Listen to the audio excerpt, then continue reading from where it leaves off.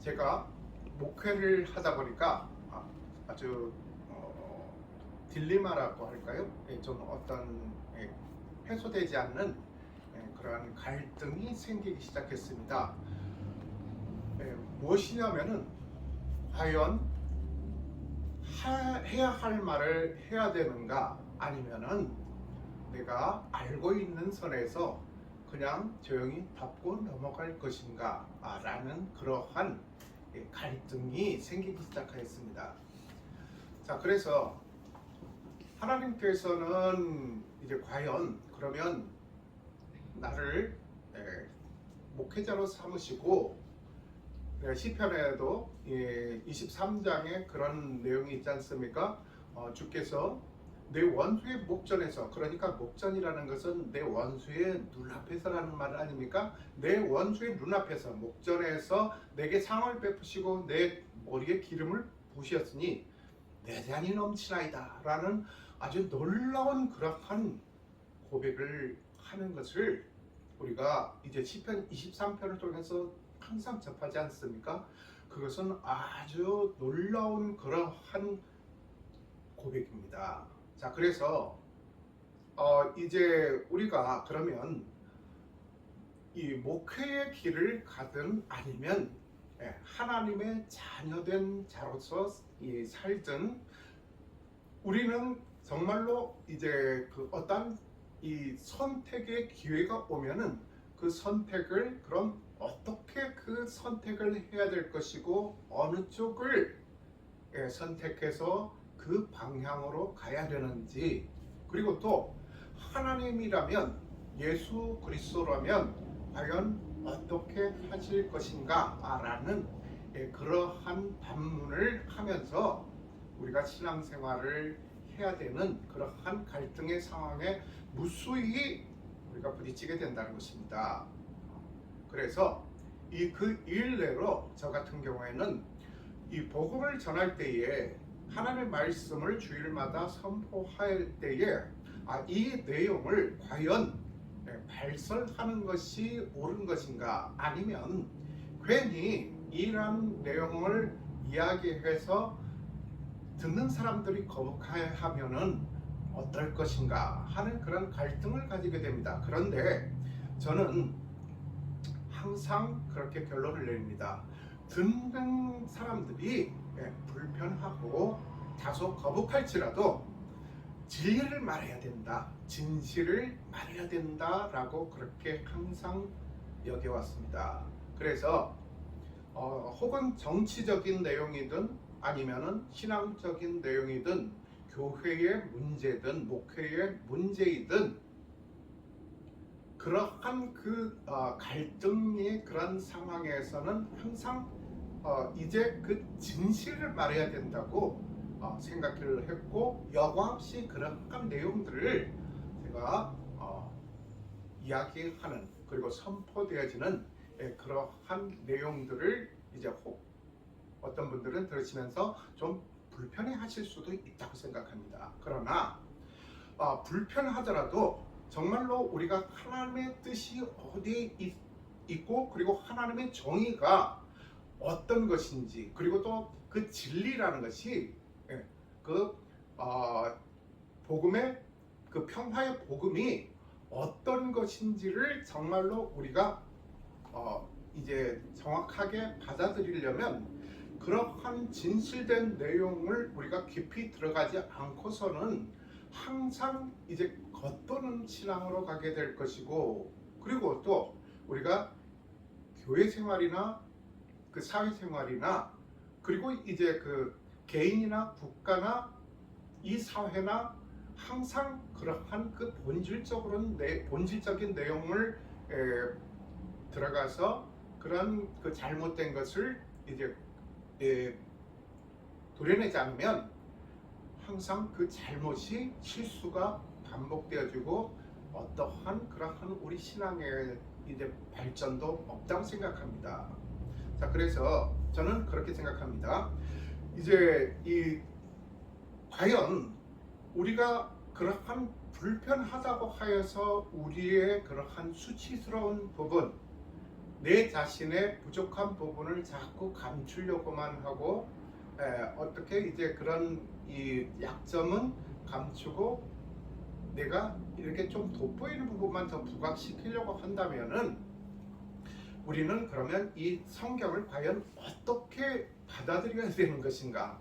그렇다면 이 성경에 나와 있는 예를 들면 그 아브라함 시대 때부터 이렇게 거슬러 올라가면 아브라함이 이제 항상 그렇게 영적으로만 그렇게 믿음을 유지를 하였고 그렇게 행동하였고 그렇게 보여주지는 않았습니다. 아브라함도 부끄러운 점이 그 수치스러웠던 그러한 그 흑역사가 있었고 그리고 요셉이라고 해서 요셉이 아주 그 믿음이 굉장히 대단하지 않습니까? 네. 그리고 담대하지 않습니까? 자 그런데 요셉조차도 어떻게 보면 그렇게 그 애굽의 그 형제들에게 애굽의 그 노예로 팔려갈 만한 그러한 빌미를 인간관계에서 어떻게 보면 좀 노출시켰다는 것입니다. 어떤 것입니까? 그러니까 그 요셉은 아주 성품이 온유하고 아주 착하고 그리고 믿음이 좋은 아주 대단한 그런 위대한 인물이지 않습니까? 그런데 이제 그 들에 나가서 그 양을 치는 그 형제들의 그런 일거수일투족 그리고 자기 형들이 그렇게 그 잘못하는 점들을 전부 다 가서 이제 이삭에게 아버지에게 그 고자질을 했다는 것입니다. 야곱이죠. 자, 그래서 이제 그 형들의 이 어떤 그 질투를 받고 그런 시기의 대상으로 그렇게 전락하게 됐다는 것입니다. 자, 그래서 그러한 것들이 결국은 이제 형제들끼리 인원해서 애굽으로 그렇게 이제 팔아버리는 그러한 결과를 가지고 오게 되었다는 것입니다. 자, 그리고 다윗은 어떻습니까? 하나님의 마음에 합당한 자라는 그 다윗도 역시 실수를 했다는 것입니다. 그러니까 우리가 잘 아는 그 밧세바 사건이죠.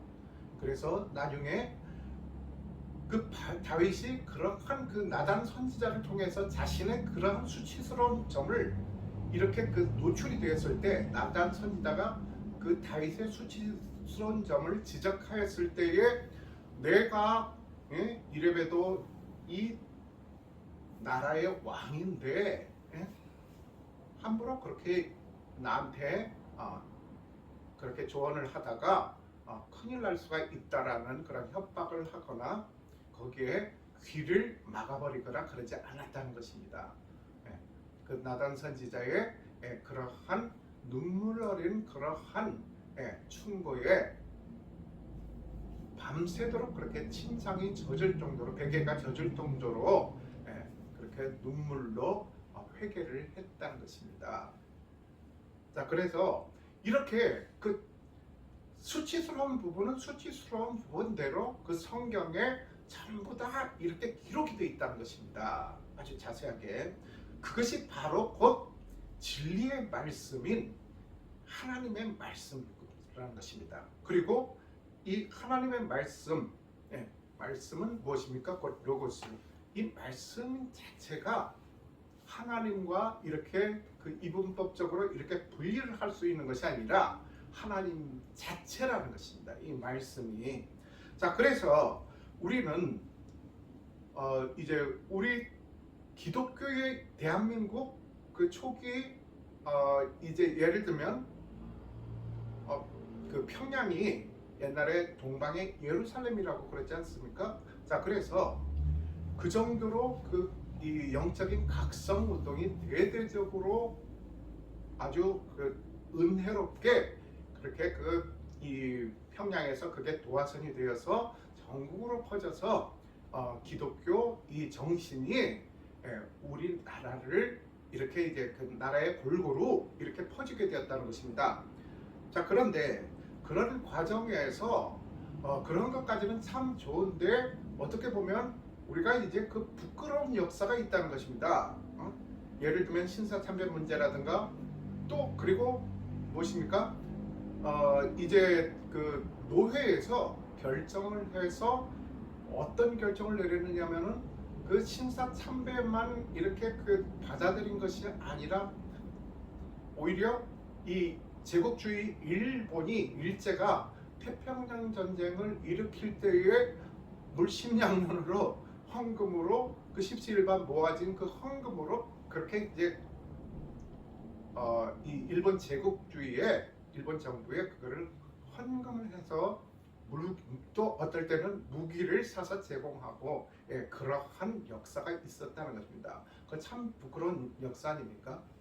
그런 것들을 이제 제가 그런 부분들을 이제 노출시키고 그런 부분에 대해서 이렇게 말씀을 선포를 하게 되면 그런 부분에 대해서 굉장히 받아들이기가 거북하고 아니 같은 기독교인으로서 크리스찬으로서 왜 저런 이야기를 할까라고 그렇게 의문을 갖는 분들이 계실 것입니다. 자 그런데 제가 아까 말씀드렸듯이 과연 하나님께서 왜 내게 상을 베푸시고 내 머리에 기름을 바르셔서 목회의 길을 가게 하셨는가 가만히 생각을 해봅니다. 그래서 항상 드리는 말씀이지만 제가 유튜브에 그 설교 영상을 다른 목사님들 설교 영상을 많이 이렇게 이제 봅니다. 정말 은혜를 많이 받습니다. 정말 어떻게 저렇게 말씀을 잘하시고 어떻게 저렇게 똑똑하시고 어떻게 저렇게 현명하시고 그리고 또 어떻게 저렇게 영적일까? 신앙이 어쩜 저렇게 저 목사님은 저런 신앙을 계속 유지하면서 살아갈 수 있을 것인가? 저 위치에서 그러니까 이 모든 성도님들에게 그리고 이 큰 교회이기 때문에 유명한 목사님이기 때문에 수많은 우리나라 이제 그 신도님들에게 성도님들에게 존경과 찬양 아니 그 어떤 칭송을 그렇게 한 몸에 받는 그런 입장에서 저렇게 겸손하시고 그리고 또 저러한 그 신앙을 계속 유지할 수 있을까 할 정도로 굉장히 저는 은혜를 많이 받게 되고 많이 느끼게 됩니다. 자 그러면 그렇게 훌륭한 목사님들이 얼마든지 그 동영상을 들어가거나 가까운 교회에 들어가도 이 주위에 여기 청주 지역이 굉장히 이제 그 서울에서 볼 때는 시골처럼 그렇게 표현을 합니다. 자, 그런데 청주에서도 외곽 저쪽 오창이라든가 내수라든가 진평이라든가 오송이라든가 여기에 이제 자그마한 교회들이 있습니다. 거기에서 이제 목사님들이 목회하시는 목사님들이 그런 영상을 이렇게 보게 되면 와 정말로 저는 작은 교회니까 아니면 시골 교회니까 이제 뭐 그렇게 그 큰 은혜를 못 받겠지 그렇게 해서 이제 어떻게 보면 저도 이제 어떻게 그런 좀 뭔가 편견을 가지고 들어가는 것이죠. 자 그런데 그 편견이 완전히 깨져버린다는 것입니다. 정말로 말씀을 은혜롭게 잘 전하십니다. 그렇다면 저처럼 부족하고 지혜가 없고 신앙적으로도 그런 훌륭한 목사님들에 비해서 굉장히 형편없는 제가 과연 무엇을 할 것인가? 저는 그렇게 생각합니다. 저는 진리를 그대로 이렇게 여과 없이 수치스러운 부분이든 또 듣기에 불편한 그러한 내용이든 아니면 아주 은혜가 되는 내용이든 정확하게 그것을 전달해야 될 의무가 있구나라고 그렇게 생각합니다. 자, 그래서 오늘 그 말씀을 보게 되면 34절 그 첫 절을 보면은 베드로가 입을 열어 말하되 했습니다. 베드로가 이제 입을 열어서 말을 하고 있습니다. 근데 여기에 보면은 베드로가 말하되라고 안 하고 입을 열어 말하되라고 했습니다. 입이 열려야 말을 할 것 아닙니까? 그건 당연한 것 아닙니까? 그런데 이 내용이 어디에서 이제 본 듯한 그러한 그 성경 구절 아닙니까? 예. 마태복음 5장 2절에 그 산상수훈이죠. 예. 거기에 보면은 예수님께서 산에 오르셔서 제자들을 보시고 제자들에게 입을 열어 말씀하시되 라고 그렇게 시작을 합니다. 자, 그래서 여기서 똑같이 베드로가 입을 열어 말하되, 입을 열어 말한다는 것은 무엇이냐면은 여기서 그 하나님의 말씀의 권위와 장중함을 나타낸다는 것입니다. 그래서 베드로가 그냥 아무 생각 없이 말하대가 아니라 그 권위를, 하나님의 권위를 가지고서, 그 하나님의 권위의 그 장중함을 가지고서 지금 말씀을 선포를 한다는 것입니다. 그렇게 이해를 해야 된다는 것입니다. 그래서 여기에 베드로가 입을 열어 말하되 내가 참으로 하나님은 사람의 외모를 보지 아니하시고 했습니다. 하나님은 사람의 외모를 보지 아니하시고, 신명기에 나와 있는 그런 말씀이 있지 않습니까? 자, 여기서 그 외모를 보지 아니하시고, 그런데 그 35절에 보면 각 나라 중 하나님을 경외하며 의를 행하는 사람은 다 받으시는 줄 깨달았도다 했습니다. 그런데 여기서 그 외모라는 그 말씀이 나온 다음에 각 나라 중 하나님을 경외하며 일을 행하는 사람들이 나와 있습니다. 이건 뭔가 좀 어색하지 않습니까? 여기서 외모라는 것을 그러면 우리는 정확한 개념으로 이해를 하고 받아들여야 되는 것입니다. 그 외모라는 것은 영어로 그 appearance가 아니라 여기서 favoritism이라고 해야 됩니다. 그러니까 무엇이냐? 편애를 말하는 것입니다. 편애. 그러니까 어떤 그 외적으로 나타나는 그러한 그 용모, 외모, 그것이 아니라 여기서는 이제 그 영어 성경에서는 그 아까 말씀드렸듯이 그 appearance라는 말이 아니라 favoritism, 그러니까 이제 그 편애라는 단어로, 그러니까 not show favoritism이라고 했습니다. 그러니까 그런 그 편애를 이게 보여주지 않는다라는 그런 내용입니다. 그러면 여기서 그 편애라는 것은 무엇이냐? 그 외모라는 것, 여기 기록된 그대로 말씀을 나누자면 외모라는 것은 무엇이냐? 그 유대인들이 갖고 있는 그러한 그 유대적인 율법이라든가 그 종교적인 그러한 관습들을 나타냅니다. 그러니까 쉽게 말해서 하나님은 그러한 유대인들이 선민 사상에 젖어 있는 그러한 유대인들이 어떠한 그러한 그 율법적인 그러한 신앙과 믿음과, 그걸 진짜 신앙이라고 해야 될지 믿음이라고 해야 될지 모르겠지만 어쨌든 그들이 목숨을 거는 그러한 율법과 어떤 그 종교적인 관습, 그런 것에 하나님은 의의를 두지 않는다는 것입니다. 그래서 그 외모를 보지 아니하시고 각 나라 중, 그러니까 그 편애를 하시지 않고 그 사람이 어떤 사람인가, 유대인인가, 선민 사상을 갖고 사는 유대인인가 이방인인가, 이거를 따지는 것도 아니고, 그리고 또 유대인들이 그렇게 목숨처럼 애지중지하는 그런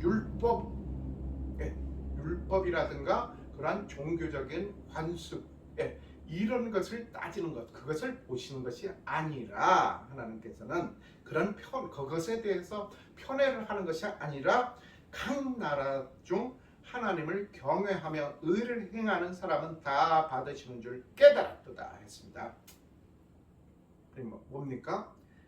각 나라 중 열방을 말합니다. 모든 나라 사람들, 어떤 나라 사람이든 이스라엘 백성만이 아니라, 유대인만이 아니라 조선 사람이든 대한민국 사람이든 일본 사람이든 러시아 사람이든, 심지어는 아랍 국가인 이란이라든가 이라크라든가 사우디라든가 이런 나라 사람들에 대해서도 결국은 하나님께서는 편애를 하지 않으신다는 것입니다.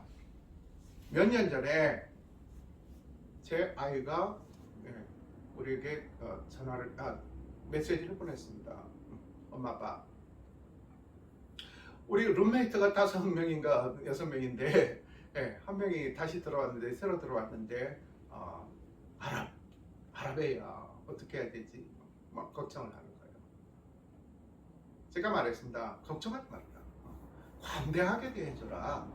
오히려 좀 관대했으면 좋겠어요. 크리스찬들이 너무 그렇게 이제 그 편협하고 그리고 또 너무 이 상대방을 받아들이는데 인색하지 말고 좀 관대했으면 좋겠어요.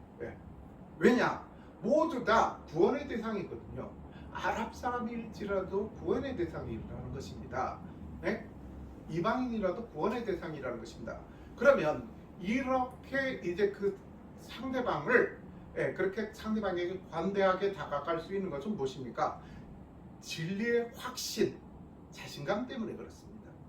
나는 구원을 받았고 하나님 이외에 성부, 성자, 성령, 삼위일체 이외에 어떠한 신도 있을 수 없다. 신으로서 인정될 수 없다. 그리고 구원에 대한 확신, 그런 확신이 있기 때문에 사람들에게 너그럽게 관대하게 다가갈 수가 있는 그러한 힘이 생긴다는 것입니다. 그래서 저도 제 자녀에게 그렇게 이야기를 했습니다. 관대하게 대해줘라. 다만 종교적인 이야기로 서로 공격하지 말아라. 제발 좀 크리스찬들은 남의 종교 욕하지 말았으면 좋겠습니다. 물론 절대로 그 남의 종교에 그게 동화되거나 거기에 넘어가서는 안 되죠. 절대로 안 되죠. 그런데 어떤 그런 혐오의 대상으로 삼는다든가 그들을 죄인시한다든가 그래서는 안 된다고 생각합니다. 왜냐?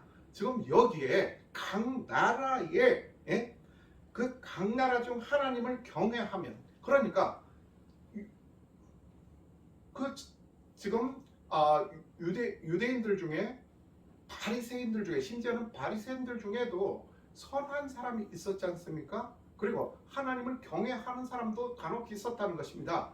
그런 사람들은 하나님께서 바리새인이니까 너는 안 돼, 너는 유대인이니까 안 돼, 율법주의자니까 안 돼 라고 선을 딱 그어놓고 그렇게 편애하신 적이 없다는 것입니다. 자, 그래서 각 나라 중 하나님을 경외하며 하나님을 섬기고 두렵게 여기는 사람들이죠. 의를 행하는 사람, 여기서 의를 행한다는 것은 의는 어떤 의냐? 도덕적인 의가 아니라는 것입니다. 도덕적인 의가 아니에요. 우리는 항상 그렇게 그 유교적인 그런 관념으로 이 의를 파악을 하려고 하는데, 이것은 하나님에 대한 의, 하나님의 의라는 것입니다. 자, 그래서 여기서 의를 행하는 사람은 어떤 사람이냐? 하나님을 메시아로, 예수 그리스도를 메시아로 인정하고 하나님을 내 삶의 구원자, 그리고 또 내 삶의 주인으로 인정하는 사람, 그러한 행위를 하는 것, 그것이 의를 행하는 것입니다. 그리고 하나님을 경외하고 하나님을 찬양하는 사람들. 자, 그래서 의를 행하는 사람은 다 받으시는 줄 깨달았도다 했습니다. 그런 사람들은 너는 이래서 안 돼, 너는 이래서 구원의 대상에서 이제 제외돼야 돼, 그렇게 하시는 것이 아니라 다 그렇게 의를, 하나님의 의를 행한다면 그 국적을 불문하고, 그리고 인종을 불문하고, 선민 사상에 빠져 있든 아니면은 나는 저렇게 이 선택받지 못한 사람이기 때문에 나는 안 된다라는 그런 좌절감에 빠져 있는 사람들일지라도 하나님께서는 의를 행하는 사람들은 어떠한 사람들이든지 각 나라 사람들 중에서도 하나님께서는 그들을 구원해 주신다는 것입니다. 그래서 여기서 그렇게 의를 행하는 사람은 다 받아 주신다는 것입니다. 그래서 그렇게 할 줄 깨달았다 했습니다. 여기서 깨달았다, 여기서 왜 그 깨달았다가 나왔을까요? 그러니까 이것은 베드로가 자기의 어떠한 그 갖고 있는 고정적 그 이 신앙 믿음에서 이렇게 그 선포하는 것이 아니라 하나님께서 이렇게 그를 통해서 이렇게 선포되어진다는 것입니다.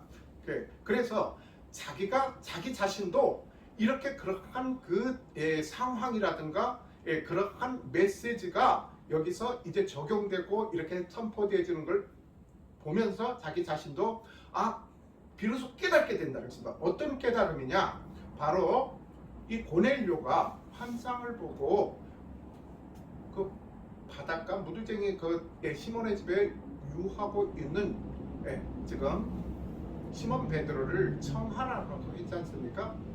그래서 지금 여기로 지금 요바에서 가이사랴로 지금 왔다는 것입니다. 자, 그래서 갈 때도 지난번 저희들이 말씀을 나눴지만 구체적으로 왜 가는지는 잘 몰랐어요.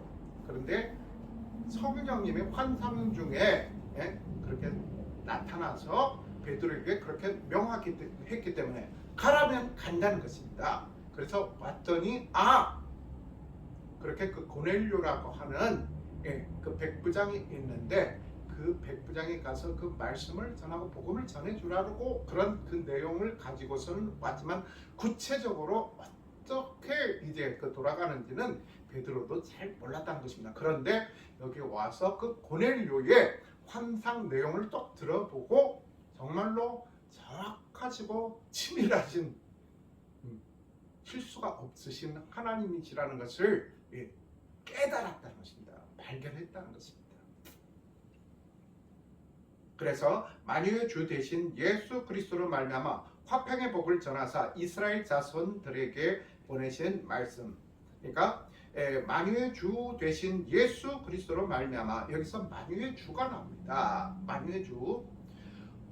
이제 지난번 우리가 이 만유라는 그 내용에 대해서 이제 말씀을 나눴지 않습니까? 그래서 영어로 the fairest, 그러니까 가장 뛰어난 또는 어떤 것 중에서 가장 아름다운 그런 의미를 갖고 있다고 하지 않았습니까? 자, 그러니까 사람 중에서 가장 뛰어난, 그러니까 만민 중에 가장 뛰어난 으로만 해석하는 사람들이 있어요.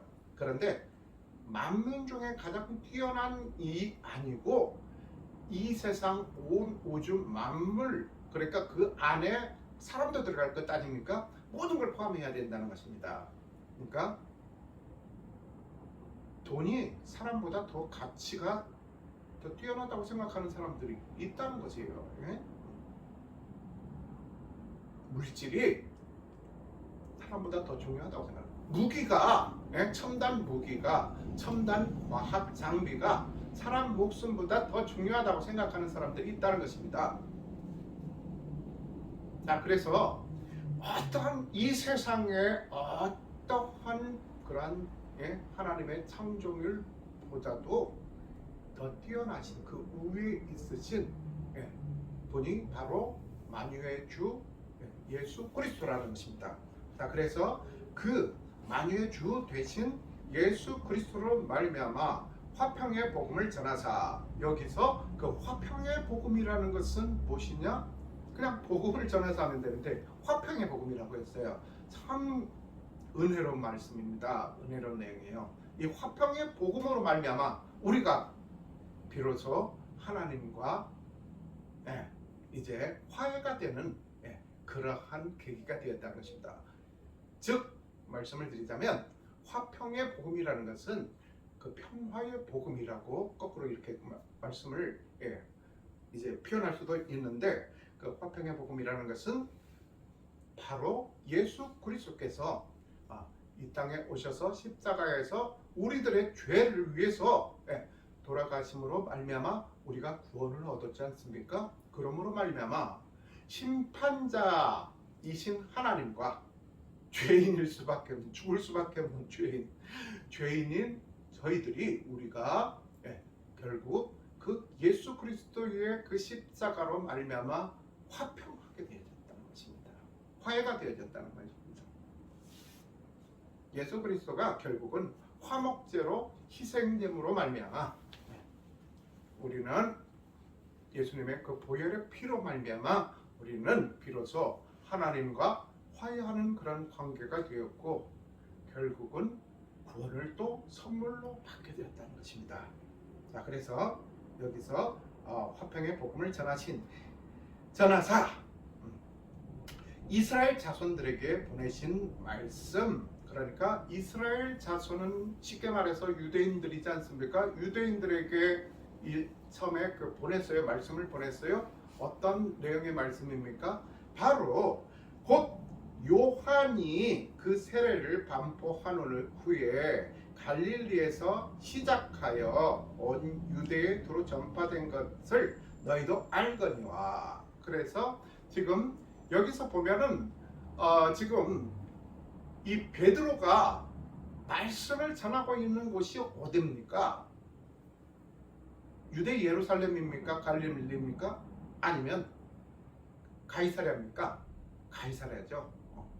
가이사랴는 지난번 말씀드렸듯이 여러분들 알다시피 지금 그 총독, 유대 총독, 그러니까 이제 그 로마 황정에서 정부에서 임명받고 이제 총독으로 와 있는 그 총독부가 있는 곳, 그리고 이제 그 총독부를 호위를 하고 있는 그 로마 군대가 300명에서 600명 가까이 원래는 됩니다. 자, 그런데 그게 한 대라고, 로마의 군대 할 때 그 대가 한 대가 300에서 600명을, 그러니까 쉽게 말해서 대대 규모 이상입니다. 자, 그런데 여기서 100명, 그러니까 백부장, 그러니까 고넬료는 거기서 중간 정도 그렇게 이제 그 간부가 됩니다. 자, 그래서 그가 지금 살고 있는 가이사랴로 가서 지금 복음을 전파하고 있다는 것입니다. 거기는 로마식 도시예요. 그래서 로마인들이 많이 와서 또 상주해 있고 살고 있다는 것입니다. 자, 그런데 여기서 보면은 그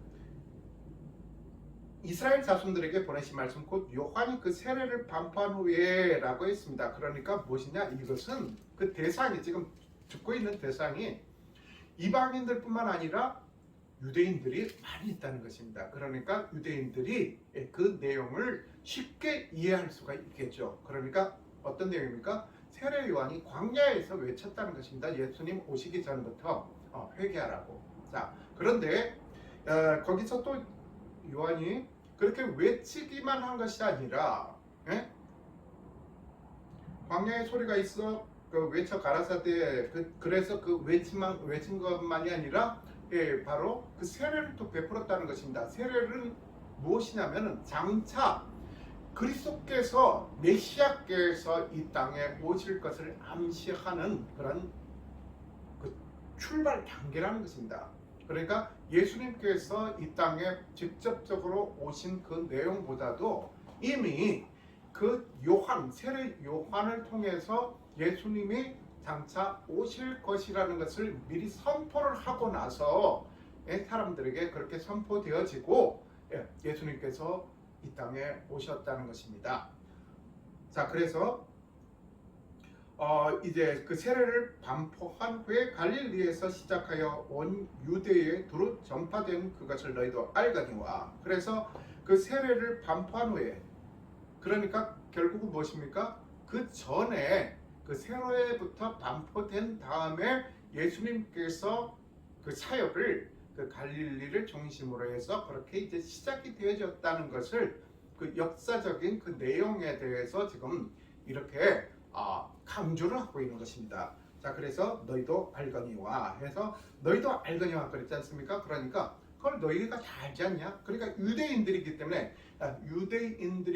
그 내용을 이미 다 알고 있다는 것이에요. 유대인들이라면 다 아는 내용이라는 것이에요. 왜냐? 그만큼 세례 요한이 그 두루 다니면서 그 광야에서 그렇게 그 외쳤다는 것입니다.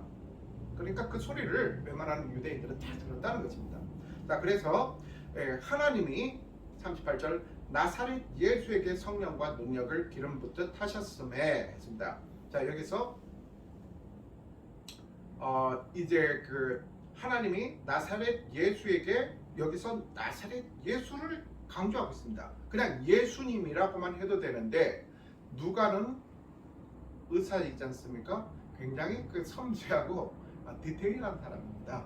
그래서 의도적으로 지금 나사렛이라는 그런 나사렛 예수, 예수님이 성장한 그곳 아닙니까? 자, 그래서 우리가 이 기도를 할 때도 나사렛 예수의 이름으로 명하노니 해서 그렇게 사탄아 물러가라 뭐 그렇게 선포도 하고 그렇지 않습니까? 자, 그것처럼 이렇게 그 나사렛이라는 그 지명을 의도적으로 넣으면서 예수님께서 실존 인물이라는 것을 역사적으로도 굳건하게 그 증명을 하고자 했던 것입니다.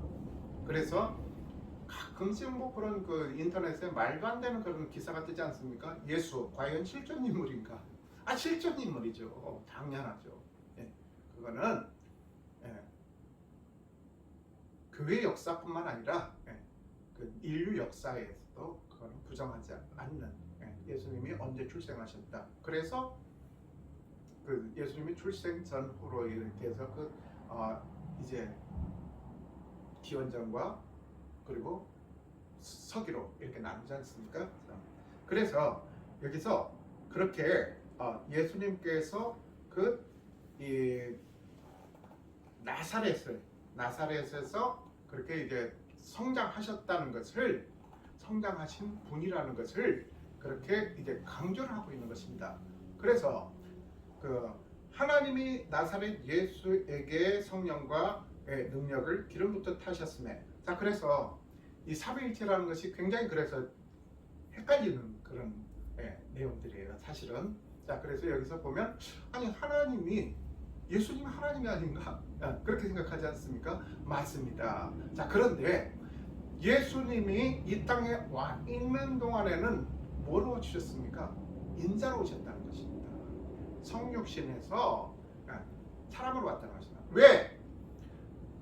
이스라엘 백성들이 좀 의심이 많고 좀 배타적이고 좀 그렇게 그 다혈질입니까? 맨날 하나님이 살아계시면 하나님을 보여주십시오 그렇게. 그러니까 눈에 보이는 그런 우상 금송아지 세우고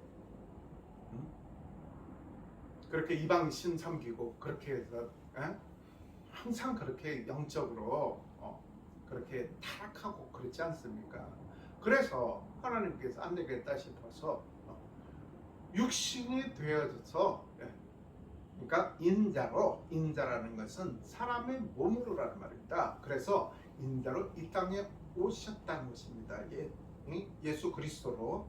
자 그래서 여기서 하나님이 나사렛 예수에게 성령과 능력을 기름 붓듯 하셨음에 그래서 그 인간의 인성을 가지고 있으셨고 또 동시에 신성도 가지고 계셨던 분이 예수님이십니다. 자 그래서 예수님도 울기도 하셨고 때로는 시장하시면 배고프다고도 하셨고 그래서 광야에서 40일 금식 40주 40야를 금식할 때에 허기를 느꼈었다는 것입니다. 인간으로 오셨기 때문에 느끼는 것이죠. 자, 그때 교활한 그 마귀가 유혹을 하지 않습니까? 그런데 그 마귀의 유혹을 뿌리쳐버린다. 그래서 그 나사렛 예수에게 성령과 능력을 기름 붓듯 하셨음에 그가 두루 다니시며 선한 일을 행하시고 그러니까 선한 일이라는 것은 무엇입니까? 병든 자를 고쳐주셨다는 것입니다. 그 병든 자를 고쳐주시는 것 그것은 무엇입니까? 병든 자를 아픈 자를 낫게 해주신다는 것. 그것은 그 마귀의 세력에 갇혀있는 그 사람들을 그 마귀를 그냥 거기서 그 사람의 몸에서 물러나가게 마귀를 내쫓아버리신 것입니다. 마귀의 세력을 이기셨다는 것입니다. 마귀의 세력에 대해서. 자 그래서 그 마귀에게 눌린 모든 사람을 고치셨으니 이는 하나님이 함께 하셨습니다 라고 했습니다. 당연하죠. 그래서 성자 하나님이지 않습니까? 자 그래서 우리는 유대인의 땅과 예루살렘에서 그가 행하신 모든 일의 증인이라. 그들이 나무에 달아 죽였으나 그들은 누굽니까? 유대인들이지 않습니까? 그래서 저는 가끔씩 이제 그 보수 진정한 보수인지 아닌지는 잘 모르겠어요. 아무튼 그 보수주의라고 이렇게 그 주장하는 사람들이 그런 분들이 거리로 나가서 그렇게 이제 막 시위를 할 때 이스라엘 국기를 이렇게 들고 말하는 거. 도대체 왜 이스라엘 국기를 들까? 성조기도 이해가 안 돼요, 사실은. 그런데 왜 이스라엘 국기를 들고 저럴까? 그럼 이스라엘 사람들은 보고 당황할까요? 황당해야 할까요? 아니 왜 우리 국기가 저기서 저 사람들 들고 저렇게 하지? 저렇게 국기를 흔들어 주니까 좋긴 한데 생각을 바꿔서 생각을 해보세요. 예를 들면 동남아라든가 아니면 다른 나라에서 막 시위를 하고 있는데 거기에 태극기를 들고 사람들이 막 그냥 같이 시위를 하고 미국기하고 같이 들어서 막 그렇게 해서 막 행진하고 하면은 어떻겠어요? 기분이 뭐 나쁠 건 없겠죠. 근데 당황할 것 같아요. 왜 그럴까? 이해가 안 돼요. 그런데 그 유대인들이 그 유대인이라는 사람들이 아까 말씀드렸지 저는 유대인들을 그렇게 썩 달가워하지 않습니다. 근데 참 이해할 수 없는 게 우리 개신교에서 항상 보면 그 이스라엘 유대교지 않습니까? 유대주의자들 조금만 그 성경에 뭔가 좀 이 성경과 일치되지 않는 구절 한 구절 한 단어만 나와도 자기 이단이라고 막 그렇게 손가락질하고 막 매도하고 하면서 아니 예수님을 십자가에 못 박혀 죽인 장본인들이고 그렇게 하나님 앞에 불순종하고 2000년 동안 오죽했으면 디도 장군이 티투스 장군이 예루살렘을 그냥 AD 70년도에 가서 다 그냥 일망타진 전부 다 쑥대밭으로 만들어버리고 다 그냥 유대인들이 디아스포라라고 다 세계 각지로 2000년 동안 떠돌아다니게 만들었겠습니까? 참 놀랍죠. 그래도 그 전통이라든가 그 종교를 까먹지 않고 잊어먹지 않고 다시 시오니즘으로 해서 시온주의로 해서 이스라엘을 저렇게 다시 이제 가서 이스라엘에 가서 정착했다는. 근데 2000년이 걸렸어요. 2000년. 그런데 그렇게 이제 이 십자가에 못을 박은 유대인들 그 사람들이 그들이 나무에 달아 죽였으나 하나님이 사흘 만에 다시 살리사 나타내시되. 그러나 거기서 이제 유대인들은 예수 그리스도가 주님이 거기서 이제 죽었으니까 십자가상에서 죽었으니까 이제는 끝나는 줄 알았겠죠. 자, 그런데 어떻습니까? 예수님께서 죽음으로 끝났으면 참 어떻게 보면 기독교가 완성된 종교라고 볼 수가 없겠죠. 그런데 하나님께서 사흘 만에 예수 그리스도를 다시 살리셨다는 것입니다. 자, 그것은 하나님의 그러한 그 능력 그리고 하나님의 그런 그 주권적인 그러한 그 계획이 이미 있어졌다는 것입니다. 자, 그래서 그것을 실행하셨다는 것입니다. 자, 그래서 이제 41절 보면 모든 백성에게 하신 것이 아니요 오직 미리 택하신 증인 곧 죽은 자 가운데서 부활하신 후 그를 모시고 음식을 먹은 우리에게 하신 것이라. 자, 그래서 여기서 우리라는 것은 유대인을 말하는 것이 아닙니다. 그런 그 선민 사상에 그 사로잡혀 있는 그 베타주의 그런 신앙을 갖고 있는 그런 유대인들을 말하는 것이 아니라, 그러니까 그 죽은 자 가운데서 부활하신 후 그를 모시고 음식을 먹은 우리에게 하신 것이라 했습니다. 여기서 음식을 먹은 우리라는 것은 무엇이냐면은 그 공동체를 말합니다. 교회 공동체.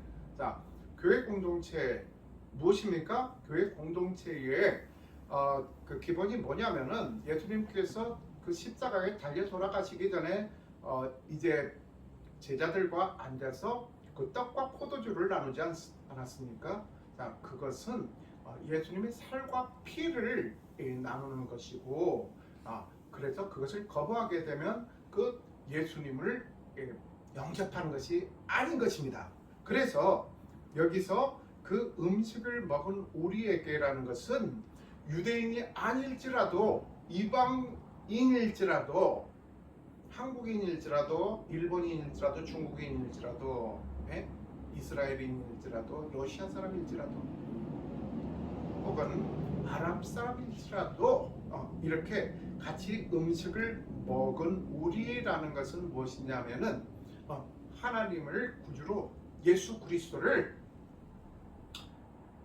메시아로, 구주로 인정하고 영접하고 그 안에 예수님의 살과 피 안으로 들어가서 공동체가 이루는 그러한 우리를 말합니다. 결국은 이게 그 교회 공동체라는 것입니다.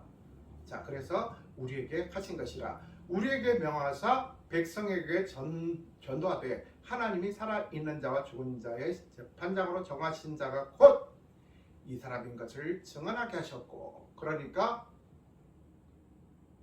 하나님께서 이제 우리에게 구원을 주셨고, 그리고 또 이제 이렇게 그 하나님께서 이 세상을 창조하셨지만 또 하나님께서 마지막 날 심판자가 되실 것이라는 것을 여기서 이제 말씀을 하시는 것입니다. 그래서 43절을 보면 그에 대하여 모든 선지자도 증언하되 그를 믿는 사람들이 다 그의 이름을 힘입어 죄사함을 받는다 하였느니라. 그에 대하여 구약의 그 선지자들 얘기한 것들, 그게 전부 다 그 장차 오실 메시아를 암시한다는 것입니다. 그러니까 모세도 마찬가지예요. 그 모세의 홍해 기적이라든가 아니면 이사야서에 나와 있는 그런 내용들이 어린 양의 죽음이라든가, 그리고 또 이제 에스겔에 나와 있는 마른 뼈의 환상이라든가, 하박국에 나와 있는 그러한 그 이스라엘의 그 회복되어진 그런 내용들, 그 과정들, 그 중심에는 항상 예수 그리스도가 있다는 것입니다. 그래서 우리 삶 가운데는 이렇게 항상 예수 그리스도가 살아 있어야 된다는 겁니다. 중심이 되어져야 된다는 것입니다. 그러면 우리가 말하는 것이 진실을 말하고 또 진리가 선포되어져야 된다는 것입니다. 그래서 세상의 눈치를 보고, 이웃의 눈치를 보고, 사람들의 눈치를 보고 할 말을 하지 못하고, 세상의 방식 그대로 그냥 좋은 게 좋은 거니까 이제 덮기만 하고 그냥 이제 긁어부스럼 만들지 않고 그냥 그대로 묻어두면 된다. 그러면 안전하니까 그냥 그렇게 가는 게 가장 지혜로운 것이다, 현명한 것이다. 그러면 그런 현명한 길을 가야지. 융통성 없이 왜 그거를 긁어부스럼처럼 그렇게 만들어 가지고 그걸 부각시켜 가지고 꺼내 가지고 들춰내 가지고 그렇게 무리가 발생하게 하느냐. 그렇게 주장하는 사람들의 주장을 우리가 더 거기에 귀를 기울이다 보면 우리의 영적인 그런 시선이, 영적인 안목이 왜곡되고 불절될 수 있다는 것입니다. 그래서 믿는 자라면 적어도 우리는 진리를 말해야 되고, 예수님께서 보십시오. 그렇게 이 자신의 어떻게 그 호시탐탐 예수님을 처형하려고 하고, 예수님을 돌팔매질하려고 하고, 예수님을 그렇게 죽이려고 하고, 그렇게 그 안달이 나 있는 사람들, 그렇게 이제 그 바리새인들, 서기관들, 사두개인들이 그렇게 예수님을 힘들게 했지만 예수님이 그 진리를 선포하지 않았습니까? 진실을 말씀하지 않았습니까?